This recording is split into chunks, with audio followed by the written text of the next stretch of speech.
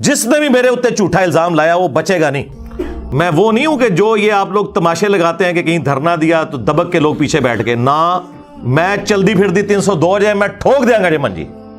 ہمارے ایک پڑوسی شہر گجرات کے پاس ایک گاؤں ہے مراڑیاں شریف، وہاں کے ایک بزرگ ہیں جی پیر محمد افضل قادری صاحب، جن کا دعویٰ ہے کہ تحریک لبیک میں نے بنائی اور بعد میں اس پہ قبضہ ہو گیا۔ ان کا اپنا کردار کیا رہا ہے وہ ہم بچپن سے جانتے ہیں، کیونکہ ان کے ایک کزن تھے جو ہمارے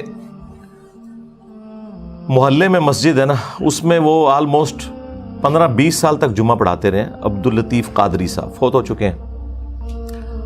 اور ان کے جو بڑے بھائی مفتی اشرف قادری صاحب، انہیں مفتی اعظم پاکستان کہتے تھے بریلوی جب تک وہ زندہ تھے، یعنی مفتی منیب صاحب سے پہلے یہ ٹائٹل ان کے پاس تھا، جن کی وہ ویڈیو کافی وائرل ہوئی تھی جب وہ پاپا جانی نے امیر شام کے دفاع میں نعرے لگائے تھے نا، بے گناہ بے خطا معاویہ معاویہ نعوذ باللہ من ذالک۔ تو اس کو ریبٹل کرتے ہوئے ان کے ہی بڑے بھائی تھے مفتی اشرف قادری صاحب، وہ بھی فوت ہو چکے ہیں۔ انہوں نے بڑے سخت الفاظ استعمال کیے تھے اور کہا تھا کہ یہ آپ کا نعرہ ناسبیت کی طرف لوگوں کو لے جانے والا ہے، اور پھر انہوں نے کہا کہ میرا تو اپنا عقیدہ یہ ہے کہ اگر میں سیدنا علی رضی اللہ تعالیٰ عنہ کے دور میں ہوتا تو حضرت علی کے ساتھ مل کر ان کے مخالفین کے خلاف قتال کرتا، اور اس میں انہوں نے بائی نیم امیر شام کو مینشن کیا، حضرت معاویہ رضی اللہ تعالیٰ عنہ کو۔ ظاہر ہم تو احترام سے ہی نام لیں گے۔ تو وہ ویڈیو ان کی کافی زیادہ وائرل ہوئی تھی۔ جو میرے دل کی بات ہے وہ یہ ہے کہ واللہ اگر کبھی اس زمانے کے اندر ہم موجود ہو یا میں محمد اشرف قادری موجود ہوتا تو میں تلوار اٹھا کے مولا علی رضی اللہ تعالیٰ عنہ کے ساتھ ہوتا، اور مولا علی رضی اللہ تعالیٰ عنہ کی طرف سے حضرت امیر معاویہ کے لشکر کے ساتھ میں لڑتا بھی۔ یہ ہمارے عقیدے کا تقاضا۔ ناصبیوں کا نظریہ کیا ہے کہ جی دونوں مجتہد تھے، ہاں جی، اب ہمیں یہ فیصلہ کرنے کا حق نہیں پہنچتا کہ ہم کہیں کہ کس کا اجتہاد صحیح تھا اور کس کا اجتہاد بے قصور و بے خطا حضرت معاویہ۔ یہ نعرہ موہم ناصبیت ہے، اس سے ناصبیت کی بو آتی ہے۔ کچھ عرصہ سے انہیں تمام تنظیموں نے فارغ کر دیا ہے، تو فارغ بندے کا ایک ہی کام ہے کہ مرنے سے پہلے انجینئر کے خلاف ایک کلپ بنا لے۔ تو انہوں نے کلپ کیا بنانا تھا بھائی، سامنے آنا ہے تو کوئی علمی کنٹریبیوشن کرو۔ انہوں نے اپنی انتظامیہ کو دھمکیاں لگائیں کہ 295C کا پرچہ کٹوایا جائے، سیدھے 295C۔ وہ لوگ کٹوا رہے ہیں جن کے ابوں نے چشتی رسول اللہ کلمہ پڑھایا ہوا ہے، جن کے ایک ابے نے کہا کہ لوائی اعظم من لوائی محمد، قیامت کے دن میرا جھنڈا محمد کے جھنڈے سے بڑا ہوگا۔ ہاں، بایزید بستامی نے، جو یہ کہتا تھا سبحانی سبحانی ما اعظم شأنی، میں پاک ہوں میری شان کتنی بلند ہے۔ اور اس کے دفاع میں فرید الدین عطار تذکرۃ الاولیاء میں لکھتے ہیں، اور خود ان کے بڑے بزرگ جنہیں یہ داتا علی حجویری کہتے ہیں، کشف المحجوب میں لکھتے ہیں کہ یہ پریشانی والی کوئی بات نہیں ہے، ان کے منہ سے اللہ بول رہا تھا۔ جب اللہ بولے گا تو اللہ کا جھنڈا تو محمد کے جھنڈے سے بڑا ہی ہوگا۔ اب ان کو کون بتائے کہ قرآن و حدیث پڑھ کے دیکھو، قیامت کے دن لواء الحمد، شفاعت کا جھنڈا ایک شخصیت کے ہاتھ میں ہوگا، جو ہمارے امام سید الاولین والآخرین شفیع المذنبین رحمت للعالمین سیدنا و مولانا امام اعظم محمد رسول اللہ صلی اللہ علیہ وآلہ وسلم کی مبارک ذات ہے، جن کی قبر مدینے میں ہے۔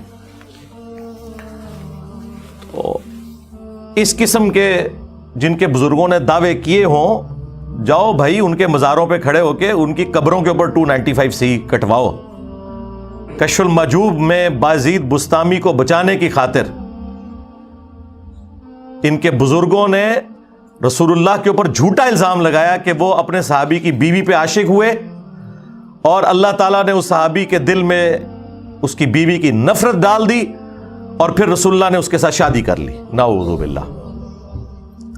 اس سے انہوں نے سکر ثابت کیا بایزید بستامی کا، اور جنید بغدادی کا صحف ثابت کرنے کے لیے کہا کہ حضرت داؤد علیہ السلام کی بھی نظر اپنی صحابی کی بیوی پہ پڑ گئی تھی تو وہ انہیں پسند آئی، انہوں نے اپنے صحابی کو جنگ میں آگے بھیج کے قتل کروا دیا اور بعد میں خود شادی کر لی اس عورت کے ساتھ۔ یعنی تورات میں ایک جھوٹا واقعہ لکھا ہوا تھا، اس کو دلیل بنا کے انہوں نے اپنے بابوں کا دفاع کیا۔ یعنی یہ دیکھیں، بابے اس وقت بنتے ہیں جب وہ اپنے بابوں کا دفاع کریں، جبھی بعد والے لوگ ان کو بھی بابا مانیں گے۔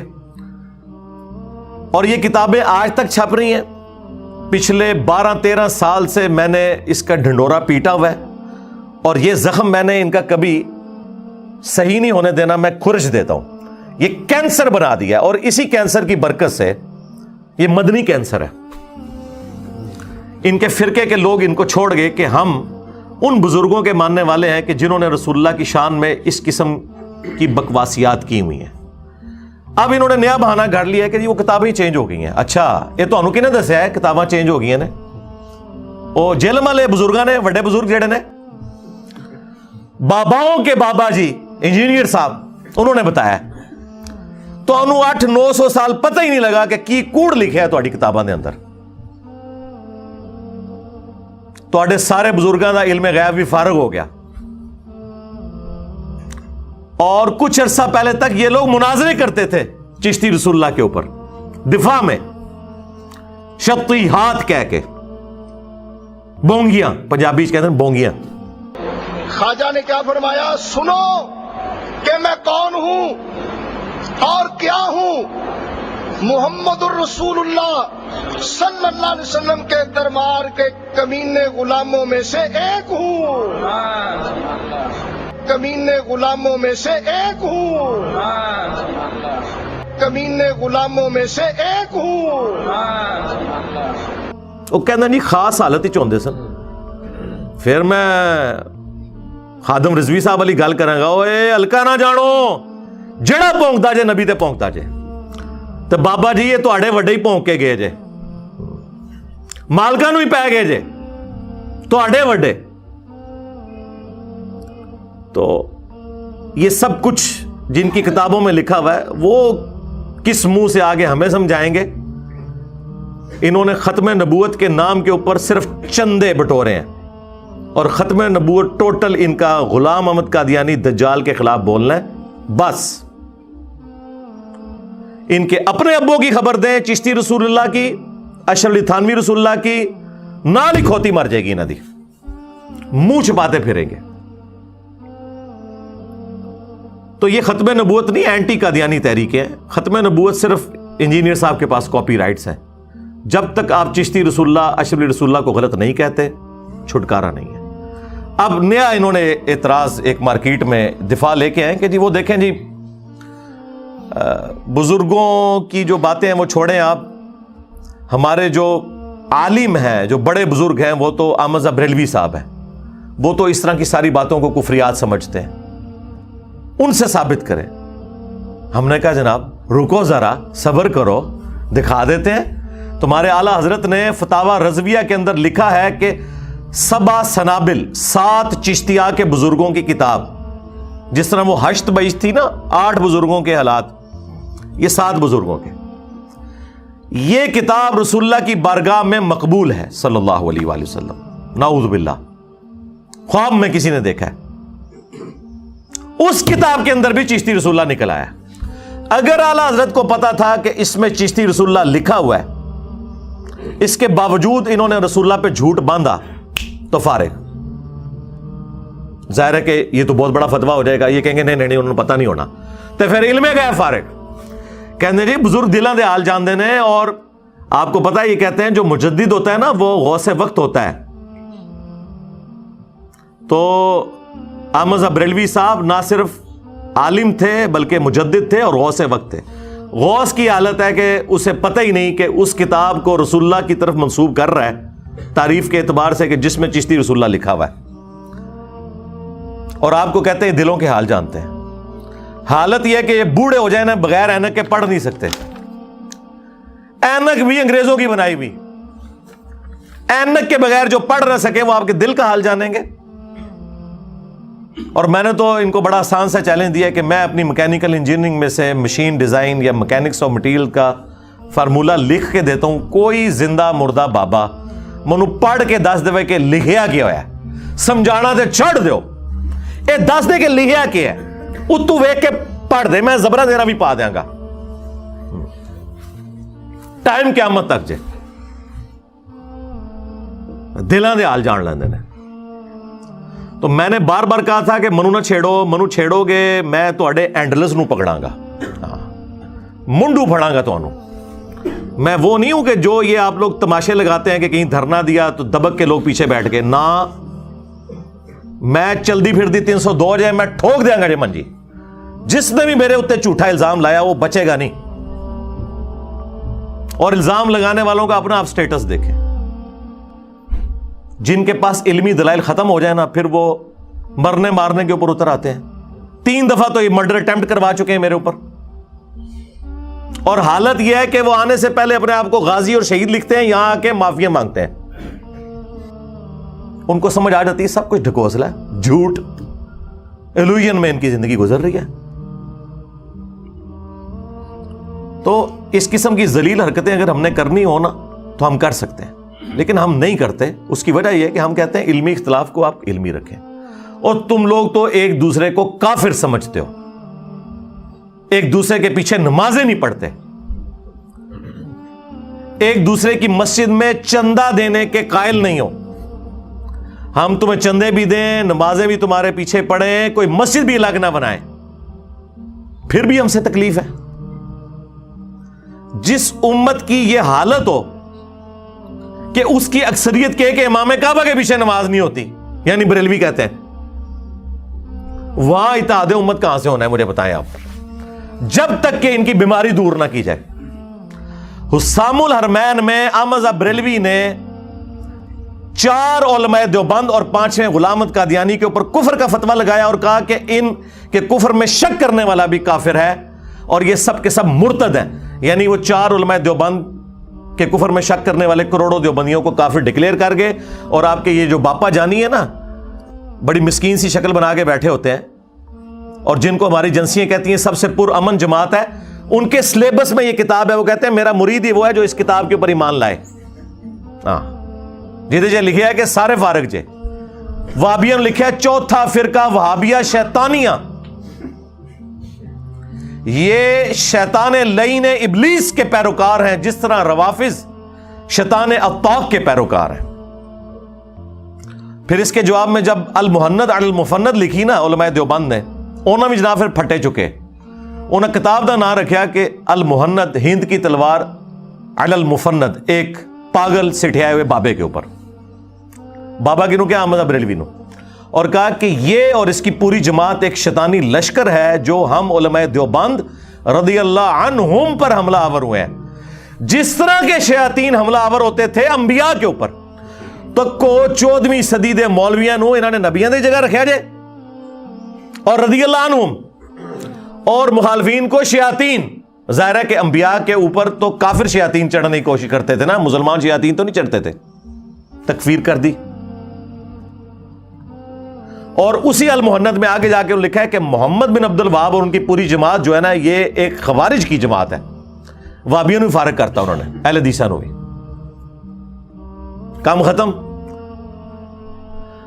پھر جو اعلیٰ حضرت نے ماشاء اللہ تعالی اپنے علمی موتی چاڑے نے نا احکام شریعت کے اندر,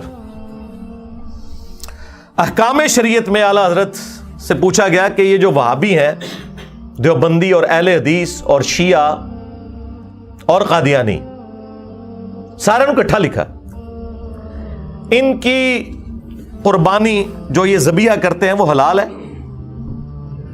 تو اعلیٰ حضرت نے کہا کہ وہابی ہوں, دیوبندی, اہل حدیث, شیعہ اور قادیانی کافروں کو ساتھ ذکر کیا. کہا یہ 1,00,000 دفعہ بھی اللہ کا نام لیں ذبیحہ مردار رہے گا, اور یہ سب کے سب مرتد ہیں, یعنی واجب القتل, نعوذ باللہ.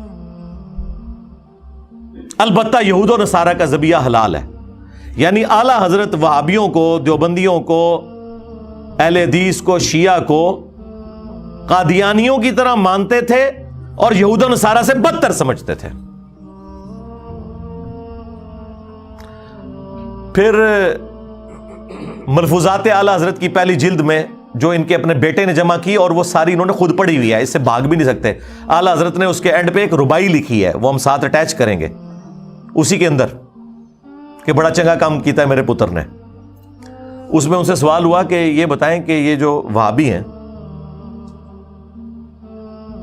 ان کی مسجد میں نماز پڑھ سکتے ہیں؟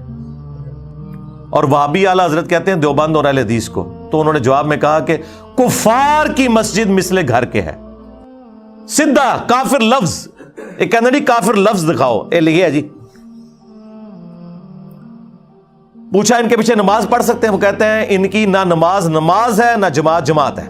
وہ کہتے ہیں نہ دی اپنی نہیں ہوندی, آپ نے کیوں ان کے پیچھے پڑھنی ہے.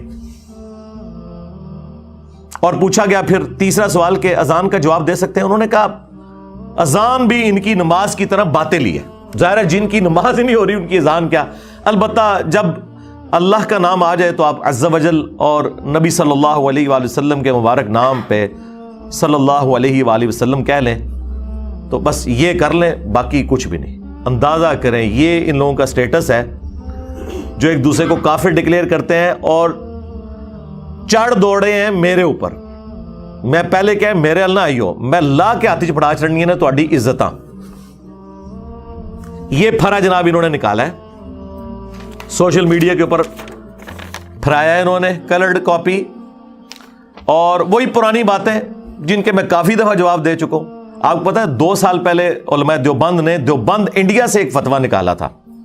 اس لیے نکالا ہے کہ دیوبند جو شہر ہے نا اس میں سینکڑوں اس وقت دیوبندی ہیں جو ہمارے سٹوڈنٹس بن چکے ہیں الحمدللہ. تو پیڑ تو ہے ان کو. اور انہوں نے وہ اعتراضات, میں نے وہ تسلی بخش جواب دیا تھا 1.5-2 گھنٹے میں, ایک ایک ریفرنس لگا کے. جسے شوق ہے وہ دیکھ سکتا ہے. وہی باتیں انہوں نے بار بار ریپیٹ کی ہیں اور آؤٹ آف کانٹیکسٹ میرے کلپ کاٹتے ہیں. مجھے بتائیں آؤٹ آف کانٹیکسٹ کلپ اگر آپ قرآن سے بھی کاٹیں نا تو کفریات بن جائیں گی. مثلا قرآن میں لکھا ہے لا تقربوا الصلاۃ, نماز کے قریب مت جاؤ, سورہ النساء کے اندر. آپ قرآن کے آگے چیخیں کہ یہ تیری آیت ہے, قرآن اس کو اپنی آیت ماننے سے انکار کر دے گا اگرچہ یہ قرآن کی آیت ہے. کیوں؟ قرآن کہے گا کہ میں نے یہ لفظ اس لیے نہیں بولا تھا کہ تم اس کے منہ میں اپنا لقمہ ڈالو, یہ پوری آیت پڑھو. پوری آیت ہے لا تقربوا الصلاۃ وانتم سکارا, نماز کے قریب بھی نہ جانا جب تم نشے کی حالت میں ہو, کیونکہ اس وقت تمہیں ہوش نہیں ہوگی, تم الٹی گفتگو بھی کر سکتے ہو. یہ اس زمانے کی بات ہے جب شراب ابھی حرام نہیں ہوئی تھی. اگرچہ یہ قرآن کی آیت کا ٹکڑا ہے لیکن میں دعوے سے کہوں گا یہ قرآن کی آیت نہیں ہے جب تک پوری آیت نہ ہو. اسی طریقے سے اگرچہ قرآن میں لکھا ہے ان اللہ هو المسیح ابن مریم, بے شک اللہ ہی عیسیٰ ابن مریم ہے اور عیسیٰ ابن مریم ہی اللہ ہے, لیکن قرآن کہے گا یہ میری آیت نہیں ہے. میں لاکھ بتاؤں کہ سورۃ المائدہ کی آیت نمبر 72 میں لکھا ہوا ہے, قرآن کہے گا لکھا ہوا ہے, لیکن میں اس کو اپنی آیت نہیں مانتا. میں نے اس لیے لکھا تھا کہ تم اس میں سے یہ ٹکڑا کاٹو. میں نے تو کہا تھا لقد کفر الذین قالوا ان اللہ هو المسیح ابن مریم, بے شک وہ لوگ کھلا کفر کر رہے ہیں جو کہہ رہے ہیں کہ عیسیٰ ابن مریم اللہ ہے اور اللہ ہی عیسیٰ ابن مریم ہے.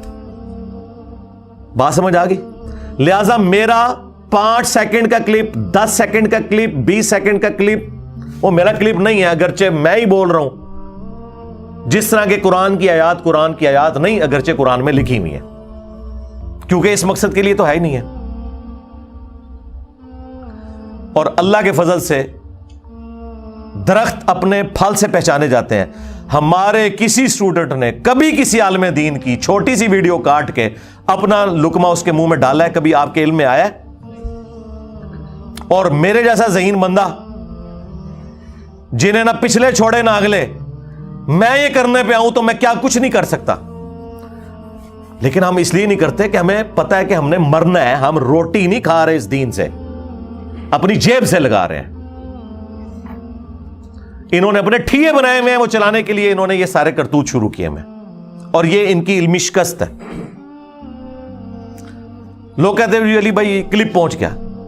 میں اس سے پہلا سوال کرتا ہوں کہ یہ جو کلپ پہنچا ہے نا، جس نے بھیجا اسے کو پوری ویڈیو بھیجو، اور ٹائم قیامت تک کی. آج تک کسی نے پوری ویڈیو نیچے کڈی، کیونکہ اس کے پاس بھی کلپ آیا ہوتا ہے. تو جس نے پہلی دفعہ کاٹا تھا اسے اللہ کا خوف نہیں آیا کہ یہ کیا کر رہا ہے وہ، اور مولویوں کو نہیں آتا خوف.